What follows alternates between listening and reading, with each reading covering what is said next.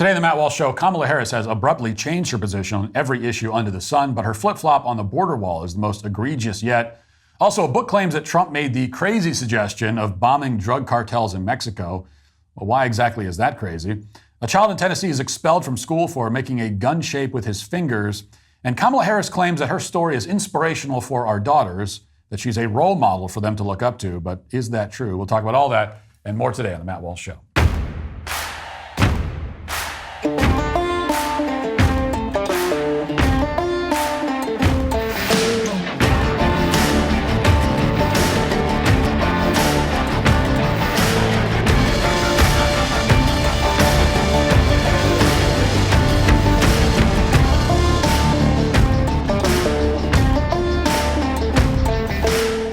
Get 35% off new Daily Wire memberships with code FIGHT at dailywire.com/subscribe. You'll get uncensored, unfiltered, ad-free shows, real-time breaking news alerts, and more. But most importantly, you'll get the truth that the mainstream media doesn't want you to hear. Not too long ago, being labeled a flip-flopper was a big deal in presidential politics. Whatever your policy positions might be, the worst possible sin was to be indecisive about them. If you remember what happened to John Kerry back in 2004, you know what I'm talking about. A day before his first debate with George W. Bush, nobody was asking John Kerry about his position on the Iraq War or his views on taxes or anything like that. Instead, Kerry was being asked about his image as a flip-flopper. And he was forced to admit in an interview with the New York Times that it was a major vulnerability. Kerry claimed that his positions had really been consistent, but at the time he also acknowledged that the Bush campaign had succeeded in portraying him as indecisive and untrustworthy, which in reality he actually was. That's why 60% of voters said that Kerry told people what they wanted to hear rather than what he really believed. And ultimately, whether you think Kerry's reputation for flip-flopping was deserved or not, it is a big part of the reason why he lost the election. 20 years later, it's now abundantly clear that the flip-flopper label doesn't really scare Democrats anymore, and the corporate press isn't concerned about it either. In the span of just a month, Kamala Harris's team has systematically reversed pretty much every major policy proposal she's ever supported in her career. And these changes are so significant and so completely unexplained that they would have immediately destroyed Kamala Harris's candidacy if she were running 20 years ago. But this country has changed a lot in 2 decades, or at least the Kamala Harris campaign is betting that it has changed a lot, hoping that it has. So they are proceeding to revise her entire platform day by day. For example, Harris's campaign now claims that she no longer wants to ban fracking, even though as recently as 2020, she said that she supported a total fracking ban as part of the Green New Deal. The campaign also says that Harris no longer supports an electric vehicle mandate, even though in 2019, Harris co-sponsored the Zero Emissions Vehicles Act, and that bill would have required that 100% of new vehicles be electric or hydrogen-powered by 2040. And if any manufacturer tried to make a gas-powered car after 2040, the EPA could shut them down. According to the text of the bill, quote, after model year 2040, the EPA administrator may issue an injunction on the manufacturer of any passenger vehicles other than zero-emission vehicles by a vehicle manufacturer. But yesterday, that all changed. Harris and her rapid response director sent out a so-called fact-check email that began, quote, fact. Vice President Harris does not support an electric vehicle mandate. Instead, the email states that Harris supports groundbreaking subsidies and tax credits for electric vehicles. So they're in the middle of this major policy reversal, one of many, and they're dressing it up as a fact check. They're implying that you're the one who's mistaken when really they're trying to pull a sleight of hand. And they're fact-checking by saying, no, Kamala Harris doesn't support that, when that's not the claim. We know she doesn't support it now. The claim is that a few years ago she did. But their fact-check doesn't mention that. And there are other reversals, too, on everything from abolishing private health insurance to closing immigrant detention centers to defunding the police, and so on and so on. Harris's campaign has offered no explanation for these changes. But everybody knows what the explanation is. She wants to win the election, and she understands that California leftism isn't popular outside of California. She doesn't have principles. She only has internal polling. And apparently, the internal polling on all of these left-wing policies is not looking very good. Now, to that end, the Kamala Harris campaign has just announced, by far, its most dramatic policy reversal yet. contrary to everything Harris has said for the past 5 years, her campaign has just come out in support of Donald Trump's border wall. Yes, you heard that correctly. The Kamala campaign is making a very direct play for John Kerry's title as the most flagrant and notorious flip-flopper in the modern history of the Democrat Party. Out of nowhere, our border czar, Kamala Harris, is now all for, building the wall. As Axios reported this week, quote, Harris flip-flops on building the border wall. If she's elected president, Kamala Harris pledges to spend hundreds of millions of dollars on the wall along the southern border, a project that she once opposed and called un-American during the Trump administration. Specifically, Harris has announced her support for the recent bipartisan border security bill, quote unquote, which requires that hundreds of millions of dollars are spent to continue building the wall on the southern border. On the Sunday shows the other day, there were a few signs that this reversal was coming. At one point, ABC anchor John Carl noticed that Kamala Harris's campaign was running ads that prominently featured Trump's border wall as part of an effort to show that Kamala Harris is supposedly tough on illegal immigration, which, by the way, illegal immigration is something that she previously said she wanted to decriminalize. Now she's tough on it. But let's watch that moment. Here it is. But if you take a look at that ad, one thing that I found striking is if you look, and I think we have the images here, there are at least 3 points in that ad that show the border wall, Donald Trump's border wall. Is it now the position of the Democrats that they favor the border wall? Now, at first that looked like some lazy editing mistake. After all, this is the same border wall that Kamala said in 2020 was a, quote, complete waste of taxpayer money, and that it, quote, won't make us any safer. It's the same border wall that Kamala said in 2017 was a, quote, stupid use of money, and that she, quote, would block any funding for it. It's the same wall that the Biden administration, with Kamala Harris as VP, sabotaged the minute they took office. They immediately killed all border wall construction when they took office. Watch. It reveals a construction zone frozen in time. Steel border wall bollards are left in stacks, and construction equipment sits on staging grounds. Just weeks before President Biden was inaugurated, the Trump administration pushed ahead to build a 4-mile stretch of new border wall into the Patagonia Mountains. This is the end of the road. About 15 miles east of Nogales, Arizona. This is as far as the border wall construction got. And what you see now is this carved out path sitting next to the pristine, untouched landscape. So this trench, this is the footer where they hope to put these bollards. 8 to 10 foot deep trench. And they literally stopped in mid-trench.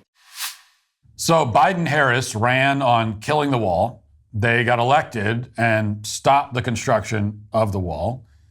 And now Kamala wants to get back in and restart construction of the wall, apparently.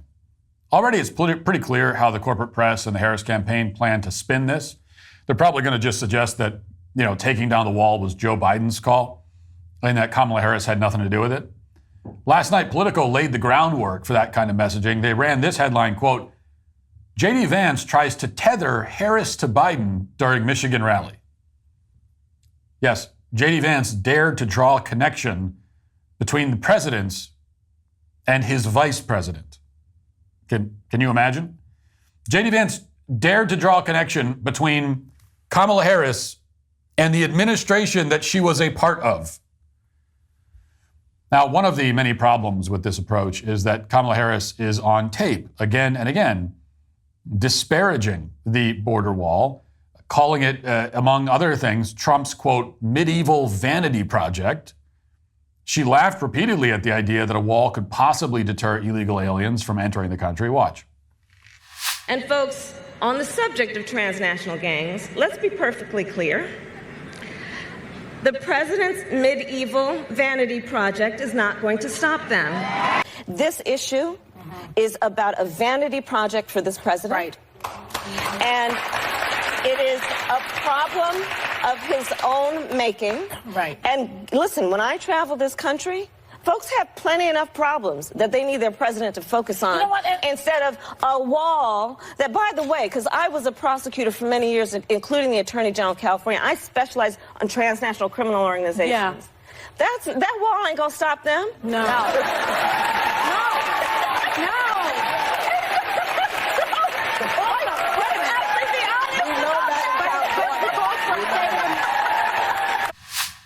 Hilarious. Notice how Kamala Harris tries to sell the bit at the end about how she was a prosecutor, she's an expert in transnational criminal gangs, and how she knows that wall ain't gonna stop them. It's supposed to come off as a natural, unrehearsed, jovial moment. We're supposed to believe that Kamala Harris is speaking in a folksy way about her experience as a prosecutor because she's being genuine and unscripted. But this was not an unscripted moment. She did the exact same routine several times before on tape. Here's one example. What's the deal with the wall?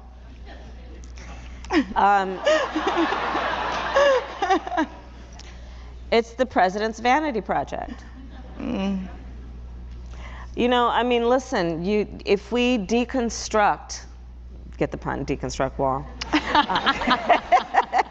If we deconstruct the issue, you know, let's be clear, and again, let's just point to the facts and the evidence and the data. And the fact is that we are not facing a crisis. The crisis we're facing is a crisis of leadership. That's the crisis. That's the crisis. And a wall won't cure that. And a wall won't cure that. Plus, the bottom line is this, and I have focused on transnational criminal organizations. Remember, I'm a prosecutor. I have focused on that. That wall ain't gonna stop them. Like, it's just... That wall ain't gonna stop them. It's all fake and scripted, just everything about her. And you know, of course, the entire time the argument was always just incoherently ridiculous. That a wall's not gonna. Walls are used to stop people successfully all the time, everywhere. We use walls in prisons. How do you think we keep people in prisons? We use walls and bars and physical structures to block them from going to places we don't want them to go, or from leaving places we want them to stay in. Your home is made out of walls to stop other people from getting inside of it. There's a wall around the freaking White House. And, you know, Kamala Harris understands only the words that she's rehearsed and nothing more. If that moderator had asked Kamala Harris how exactly transnational gangs bypass walls, she probably would have had no idea what to say. She'd just freeze and stare straight ahead for hours. Without her canned talking points, the Democrats' presidential nominee is completely unable to articulate a single thought, even one that's supposedly based on her own personal experience. And that's probably why the Kamala Harris campaign has just announced that Kamala is going to have Tim Walz sitting next to her during her first unscripted interview as the Democrats' presidential nominee. That interview will take place on Thursday with a friendly news outlet, CNN, and it'll be taped, so any especially embarrassing moments can be edited out of the final broadcast. But apparently a taped interview with CNN isn't easy enough for Kamala Harris, so she needs to have Tim Walz by her side throughout the whole thing. She needs to have a man there to hold her hand. After well over a month of preparation, she still cannot do it alone. Neither can Tim Walz, apparently. According to Politico, quote, one of the issues that Harris World is currently working to address is how to deploy running mate Tim Walz in the media. The danger in sending him out to do big solo interviews is that he might not have a full command of where Harris is on every issue. As someone pointed out to us last night, Harris talks about the opportunity economy, but if Walz were asked to define it, would he know how? In other words, neither Kamala Harris nor Tim Walz can sit for an interview alone without any assistance. Kamala's problem is that she can't articulate a coherent thought. Meanwhile, Tim Walz has no idea what Kamala Harris's policies are, which you can hardly blame him because, she doesn't know what her policies are. So the solution they've landed on is to send them both out at once to a friendly media outlet that hopefully won't ask about the whole border wall flip-flop, because if CNN does ask about that, there's also plenty of tape of Tim Walz mocking the idea of a border wall also. Watch. And I think seeing a plan that's out there, talking about it with folks, knowing that he's not going to do anything. He talks about this wall. I always say, let me know how high it is. If it's 25 feet, then I'll invest in the 30-foot ladder factory. That's not how you stop this. So if they want to conduct anything approaching an impartial interview on Thursday, CNN has an obligation to play all of the clips that we've just played. And then they have an obligation to ask Kamala Harris and Tim Walz, what changed? Why exactly do they now support spending tens of millions of dollars on a wall that they once called a useless vanity project? It'd be interesting to hear Kamala Harris explain all of that in her own words. But of course, that won't happen. The most we'll get is another canned scripted soundbite from Kamala that totally contradicts her old canned scripted soundbites about the wall. She might tell us all about how, as a prosecutor, she learned that walls do indeed work. They stop transnational criminal gangs all the time. That's why they set up walls at the DNC. It's why they set up walls around the Capitol for Joe Biden's inauguration. It's why there are walls around Joe Biden's many homes. Whatever soundbite they come up with, Kamala Harris will deliver it with a laugh and some faux sincerity. And in all likelihood, the CNN anchor will nod along and pretend to be convinced by it. But everybody watching at home, the ones who are open-minded and honest, will realize that Kamala isn't really speaking to them. Her handlers are. And as Kamala's handlers adopt Donald Trump's platform piece by piece, while rejecting everything Kamala Harris herself once claimed to believe, their candidate is starting to look about as trustworthy as John Kerry. And with just over 2 months to go until the election, more than any poll or focus group, that's about as bullish a sign as the Trump campaign can possibly hope for.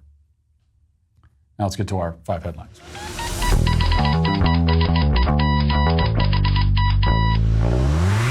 Are you still struggling with back taxes or unfiled returns? The IRS is escalating collections by adding 20,000 new agents and sending millions of demand letters. Handling this alone can be a huge mistake and cost you thousands of dollars. In these challenging times, your best offense is with Tax Network USA. With over 14 years of experience, the experts at Tax Network USA have saved clients millions in back taxes. Regardless of the size of your tax issue, their expertise is your advantage. Tax Network USA offers 3 key services: protection, compliance, and settlement. Upon signing up, Tax Network USA will immediately contact the IRS to secure a protection order, ensuring that aggressive collection activities such as garnishments, levies, or property seizures are halted. If you haven't filed in a while, if you need amended returns, or if you're missing records, Tax Network USA's expert tax preparers will update all of your filings to eliminate the risk of IRS enforcement. Then they'll create a settlement strategy to reduce or eliminate your tax debt. The IRS is the largest collection agency in the world, and now that tax season is over, collection season has begun. Tax Network USA can even help with state tax issues. For a complimentary consultation, call today at 1-800-958-1000 or visit their website at tnusa.com/Walsh. That's 1-800-958-1000 or visit tnusa.com/Walsh today. Don't let the IRS take advantage of you. Get the help you need with Tax Network USA. You know, one of the interesting things during the Trump administration was the constant stream of unsourced, anonymous stories alleging all of these crazy schemes and suggestions that Trump made during various meetings and briefings. And the funny thing about the crazy schemes and crazy suggestions is that if the stories are even true, and when you're getting unsourced, anonymous stories about Donald Trump, we know that it's a giant grain of salt you have to take them with. But in most cases, these crazy schemes and suggestions, if they're true, actually aren't that crazy at all. So here's another great example of this, courtesy of a new book from General H.R. McMaster, a man who we have no reason to believe, but let's just believe him now for the sake of argument.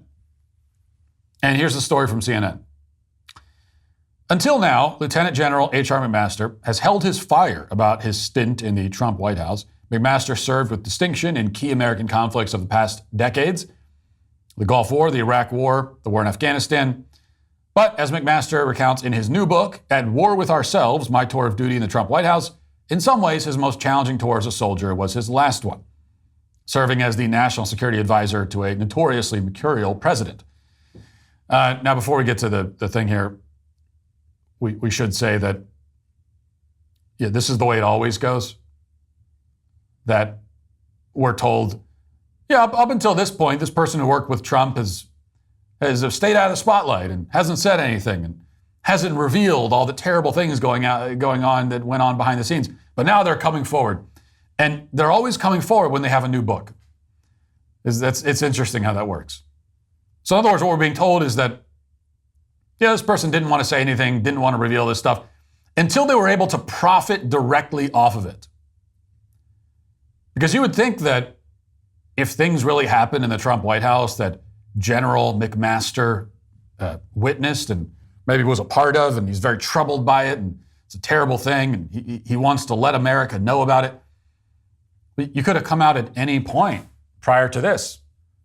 You could have come out while you were in the White House or at any point thereafter and just told us about it. But no, you don't want to tell us about it until it's in a book that you can make money off of. Which is why I really immediately discount any shocking revelations that are made in a book of this kind, right? If it's like a history book or something and a historian has a new take on it, that's one thing. But this kind of like autobiographical expose type of thing, I discount it, because if it's really that important for you, that everyone know about this, you could have told us. But the fact that you saved it for your book tour so that you could sell books on it just makes you, it takes any credibility away from you that you may have otherwise had. But what terrible things does he even reveal? Let's see. In his blistering, insightful account of his time in the Trump White House, McMaster describes meetings in the Oval Office as exercises in competitive sycophancy, during which Trump's advisors would flatter the president by saying stuff like, "Your instincts are always right," or "No one has ever been treated so badly by the press." Meanwhile, Trump would say outlandish things like, "Why don't we just bomb the drugs in Mexico?" Or, "Why don't we take out the whole North Korean army during one of their parades?" So that's the crazy idea. One is to take out the whole North Korean army during a parade. And the other is to bomb the drugs, and presumably that means bombing the drug cartels that have all the drugs, and to do it in Mexico.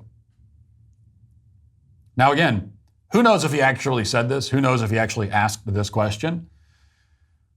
But if he did, well, why don't we? Can we get an answer to the question?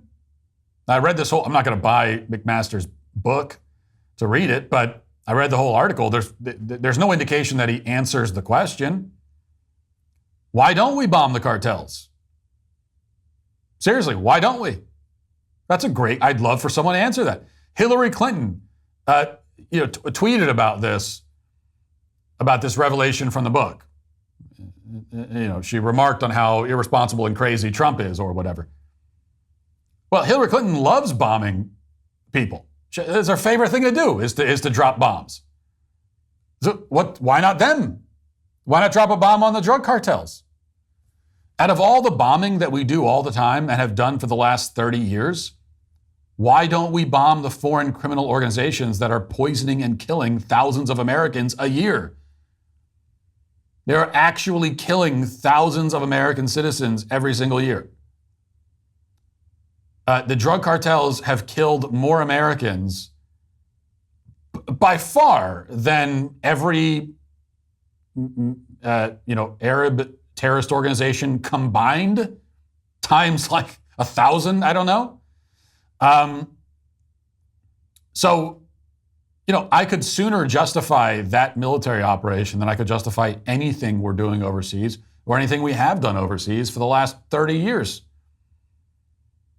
Because this would be a military operation expressly and directly designed to defend American lives. It would not be done for the sake of any foreign country. It's not done for our allies, quote unquote, but for us, for our people, for our country. Basically, we're going to go and kill the bad guys. And why are we killing the bad guys? Well, because they're killing Americans. And so we're going to kill them. I don't know. That sounds like a great idea. I mean, I am as reflexively non-interventionist as they come, but I would wholly support I would support a full-scale military invasion of Mexico to destroy all the cartels. We could do it. What are they going to do about it? It's not like we haven't given them time to figure out this problem. Thousands of Americans are dying every single year. I think we're more than justified to say, we've had enough of this. We're going to go in and we're just going to kill these people. We're going to wipe them from the face of the earth, and that's going to be it. But we don't even need to do a full scale. I mean, you could use drones. You could do the whole job with drones. Has there ever been a drone strike, a single drone strike on a single cartel boss or drug cartel ever? why not?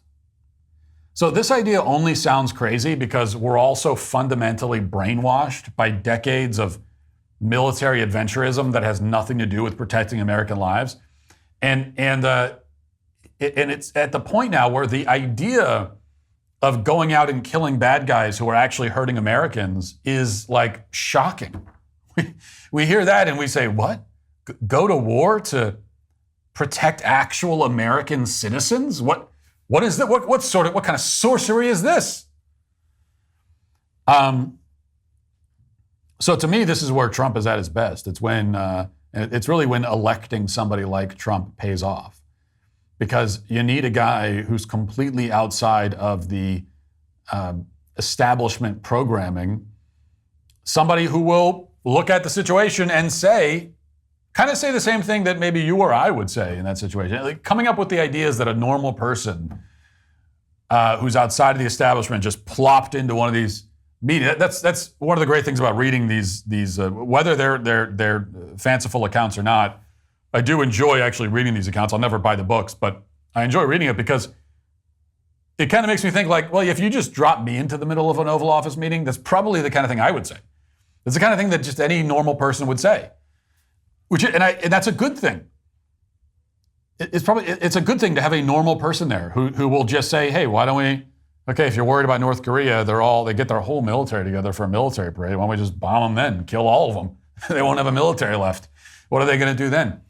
Now, I'm less of a fan of that idea than the other one, only because North Korea really is not a threat to our people. But even so, it's not a bad idea, and it's not a crazy idea, at least. And if we're supposed to believe that a country like North Korea is a threat to us, then yeah, why not? I mean, again, not a crazy idea. It's certainly the kind of thing, like, why not throw it out there? But the drug cartel idea in particular it's not only not crazy, but it seems to me to be plainly a really rational, reasonable thing to do. My only problem with these ideas is that they're just ideas. I'd like to see Trump actually push forward and enact some of these ideas. I'd like to see him not just suggest one of these quote unquote crazy things, but then actually go do it.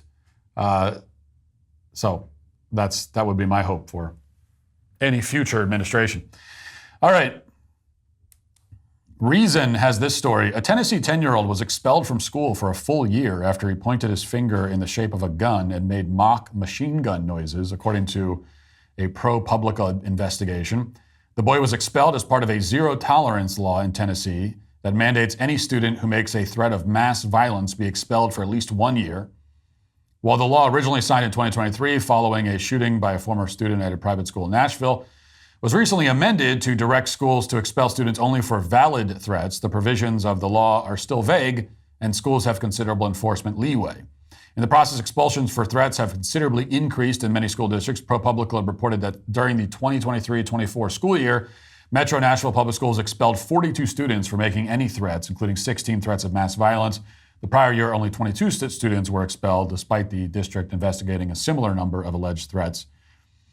Another school district reported expelling 33 students for making threats in the 2023-24 school year, including a whopping 27 for mass violence threats. The year before, the district had more alleged incidents, but only 6 students were expelled for making threats. So, what was that? 33. One district had 33 kids expelled in one school year for making threats.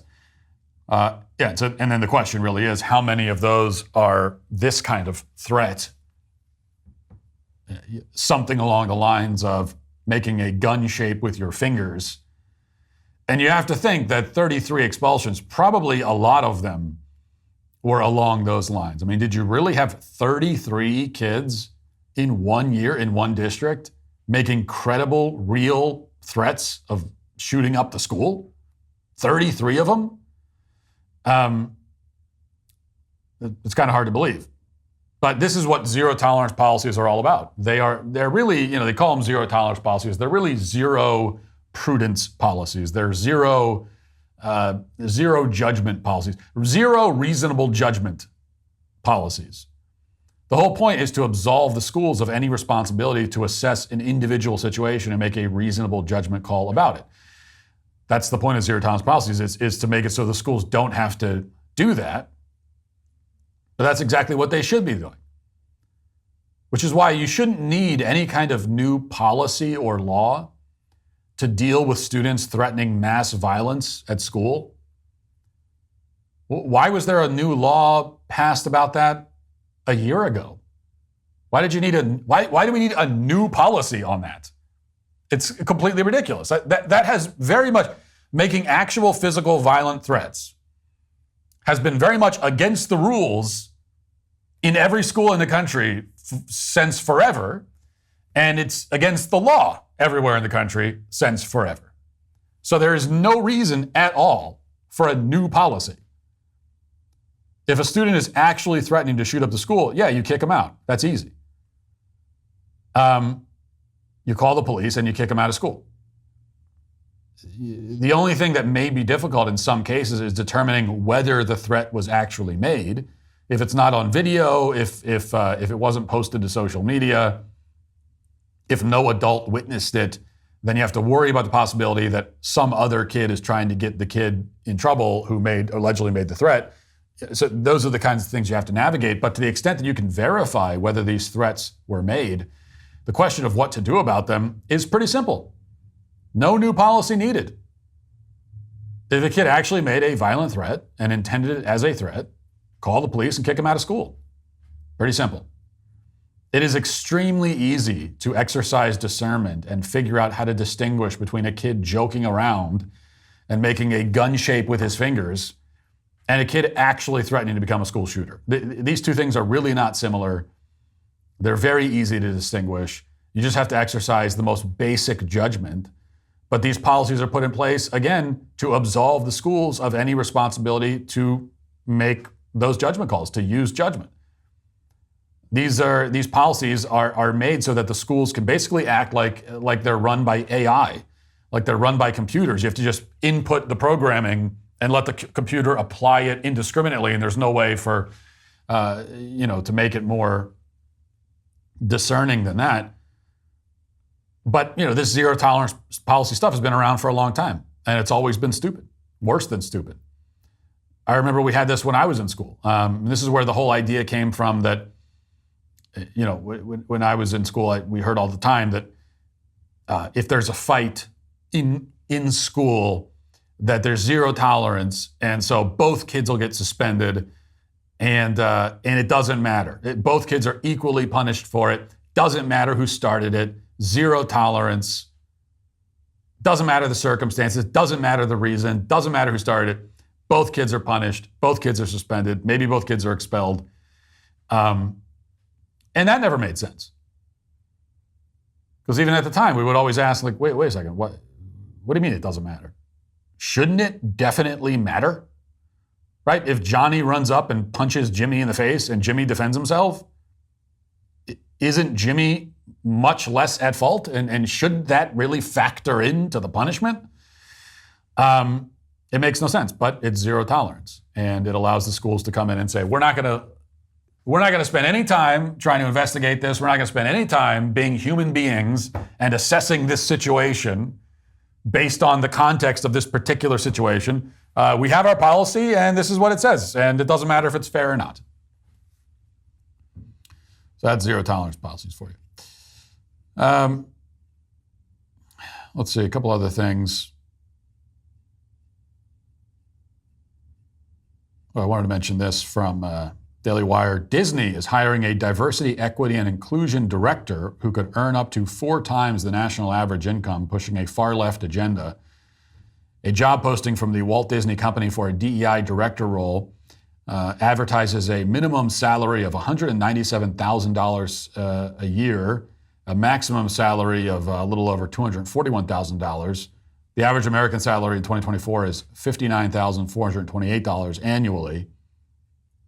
The job description reads, we're seeking a director of strategic external engagement, enterprise DEI, to lead our efforts in building strategic relationships with external stakeholders, driving community engagement, and generating valuable insights to support our diversity, equity, and inclusion objectives.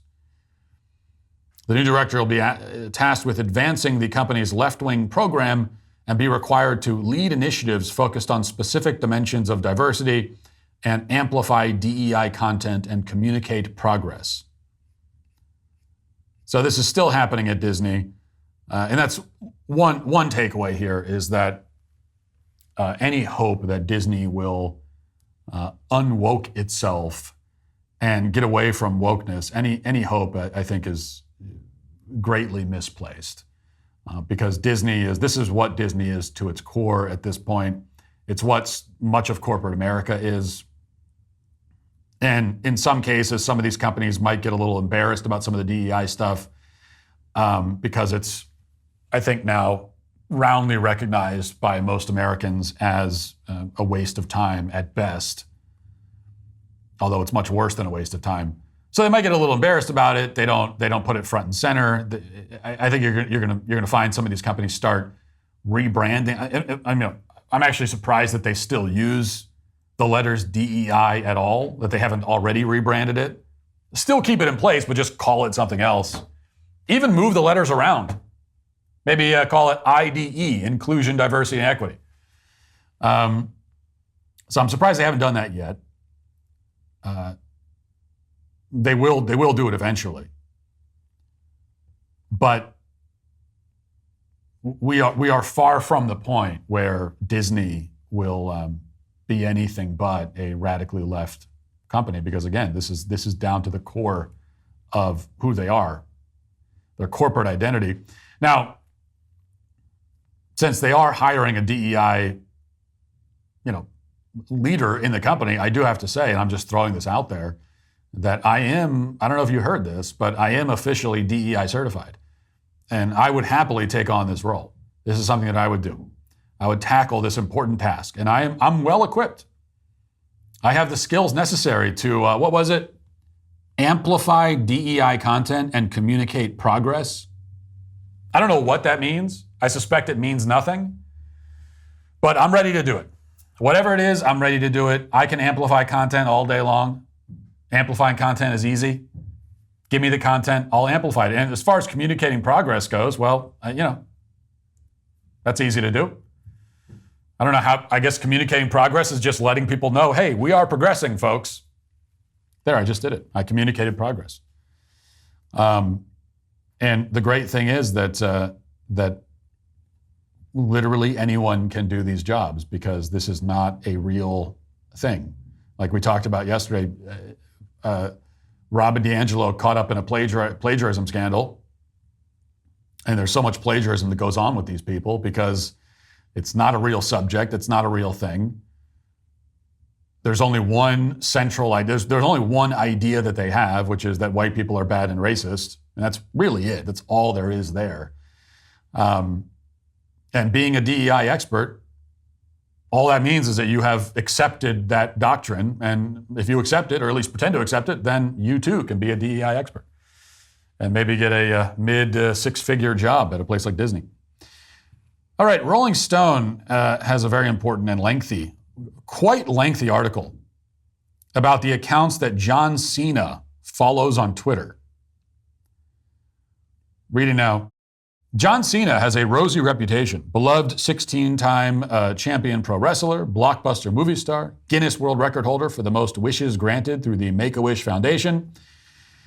In the eyes of the public, he's a wholesome, all-American entertainer.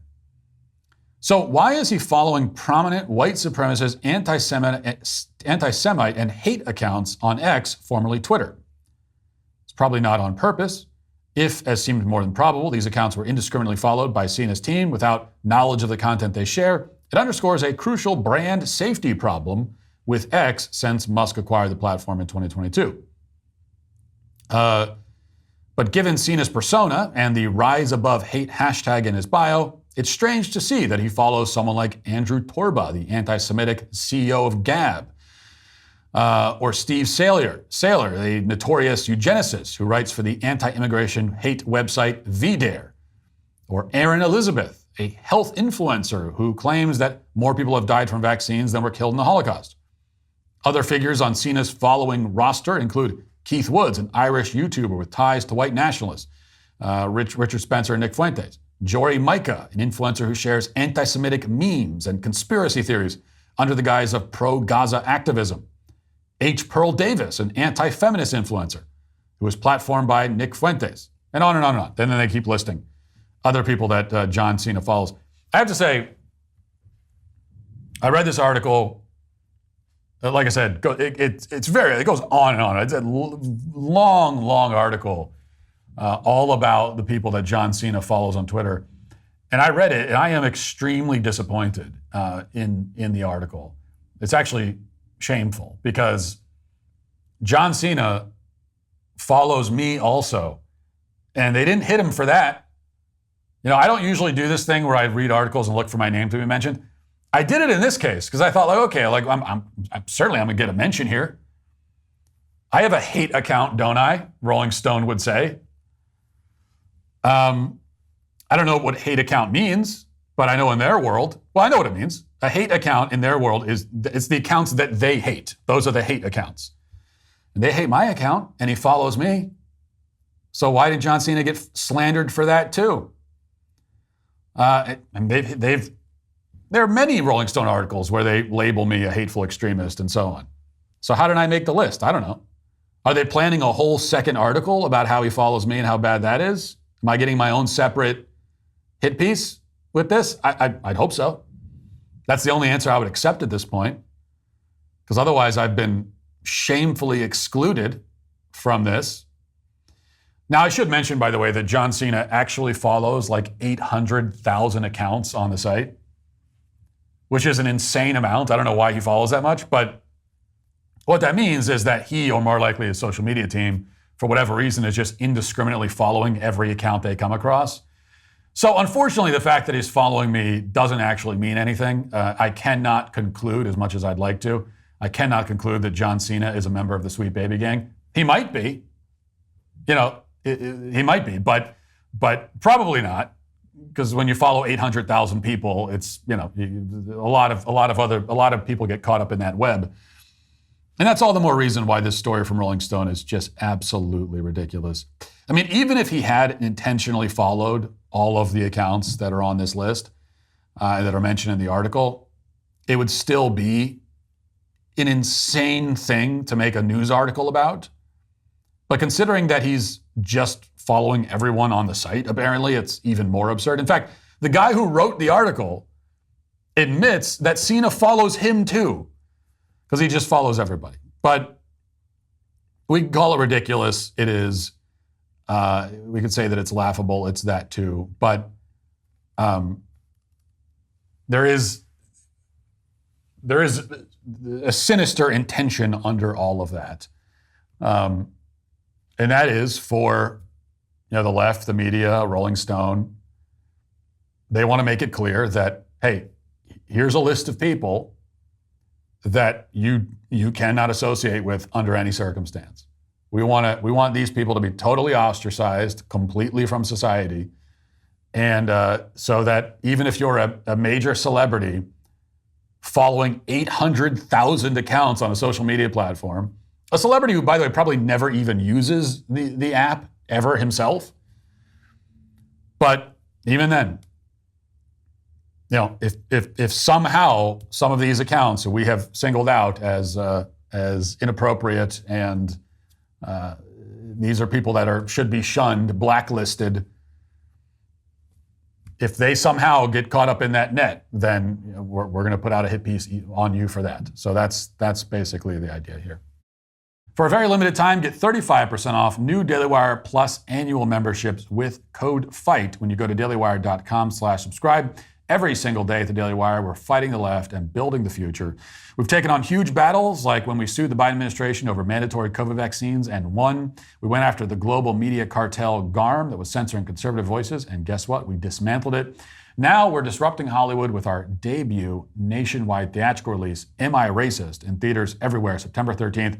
Watch me infiltrate the weird world of DEI and give you a first-hand look at the insanity from the inside. And I should mention, Theaters are selling out fast, so get your tickets now. Here's the truth. When we can only do all of this because of the support from our members. When we fight, we win, but we need you in the battle with us. Join Daily Wire Plus today. Stand with us in this fight and get 35% off your new annual membership with code FIGHT. Now let's get to our daily cancellation.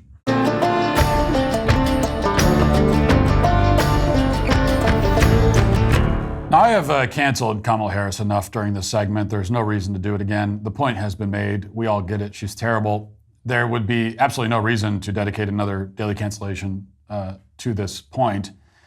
And yet I'm going to do it anyway, because as you all know, the one single deciding question I ask myself when I'm prepping this segment every day is just what happens to be annoying me the most at this very moment. And at this very moment, at least the moment when I decided on the content for the segment, it's this tweet from Kamala Harris. She posted this on Monday. It's not very notable. It is indeed pretty standard stuff coming from her, but even so, I find it irritating. So here's the tweet. Above a picture of herself at the podium at the DNC, she has this caption: "I want every little girl across our country to know this. You can do anything, even if it's never been done before." Now, I want to review very briefly all of the problems with this message. Really, there are two big problems. First of all, this has been done before. Kamala, you are not the first woman to stand at that podium as the Democrat nominee for president. This tweet is Hillary Clinton erasure, and I won't stand for it. She won't stand for it either. And I wouldn't recommend getting on her bad side. We all know how that worked out for Epstein, allegedly. Second, your story, Kamala, is not inspirational, okay? This is not exactly an inspirational movie. This isn't exactly Rudy, at least not any version of Rudy that I would want to watch. You're in the position that you're in after getting your start in politics by sleeping with a married man 3 decades older than you. Some people climbed the ladder to success. So did you, but your ladder was named Willie Brown. And then after an unremarkable tenure in the Senate where you achieved nothing of note, you were selected as Joe Biden's vice president because he needed a black woman, and you're a woman and about as black as he could get at that point, so you got the nod. You went on to have, by all accounts, one of the most disastrously embarrassing terms as vice president that we've ever seen. And finally, you ended up the presidential nominee despite receiving 0 votes. Indeed, the last time primary voters had the chance to vote for you, they roundly rejected you. Now you are the nominee, a position that you wrestled away from an old senile man who didn't have the awareness or wherewithal to defend himself. And you've been the nominee in effect for a month. During that time, you've hid from the press, refused to answer any questions, and been so afraid of scrutiny that you wouldn't even sit down for an interview with journalists who actively support you and are sure to spend the entire interview kissing your ass. Even that prospect terrifies you. You're so terrified by it that it was just announced that you're going to do your first interview finally, but you're doing it with Tim Walz. So you can't even sit down for a Puff Beast softball interview without a man there to hold your hand and guide you through it. You have all of the girl power credentials of Snow White poisoned by the apple and lying unconscious waiting for Prince Charming to bring you back to life. You have the political career of a damsel in distress. That is, in all the worst kinds of ways and none of the charming romantic fairy tale kinds of ways. You have accomplished nothing. Yes, you sit on a lofty perch. Yes, you have advanced high up in the ranks, but you didn't accomplish that. It was given to you. And no, I don't reflexively say that about everyone I disagree with or even despise. I'm not undermining your achievement because you're a woman or whatever. Oprah is a woman, and she's black. She's also, radical leftist, probably a pretty bad person in general, but I'll readily admit that she has achieved remarkable things in her life. She started from scratch, built a $1 billion empire. That's impressive.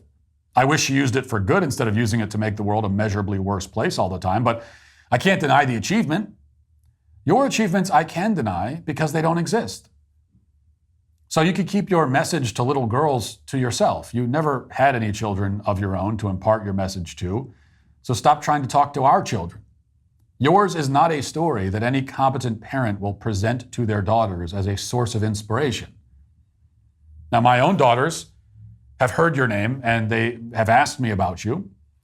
And I told them that Kamala Harris is the name of an awful woman who lies and cheats and steals and cares about nothing except her own power, which she lacks the skill or strength to gain on her own. I told my daughters to be the opposite of you, to do exactly everything you wouldn't do and nothing that you would. So in that sense, you are an inspiration. You are a great example, a negative example, but a great one. And one that I can use for my daughters and my sons. Because I can point to you and say, look, kids, You see, this is why Jesus says that it profits nothing to gain the whole world and lose your soul in the process. This is what he means. This is what it looks like to have everything in the world but your own soul. It looks like Kamala Harris. So thank you for that, Kamala. And also, you are today, once again, canceled.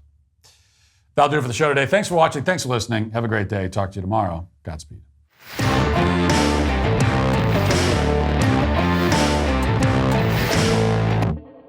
Republicans are Nazis. You cannot separate yourselves from the bad white people.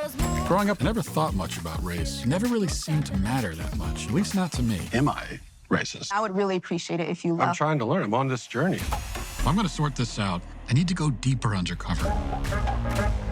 They gon' say I'm racist. Joining us now is Matt, certified DEI expert. Here's my certification. And what you're doing is you're stretching out of your whiteness. This is more for you in this field. Is America inherently racist? The word inherent is challenging there. I want to rename the George Washington Monument to the George Floyd Monument. America is racist to its bones. So inherently. Yeah, this country is a piece of White. folks, White. trash, white supremacy, white woman, white boy. Is there a black person around? What's a black person right here? Does he not They gon' exist? say I'm racist. Hi, Robin. Hi, what's your name? I'm Matt. Just had to ask who you are because you have to be careful. Never be too careful. They gon' say you racist. Buy your tickets now. In theaters September 13th. Rated PG-13.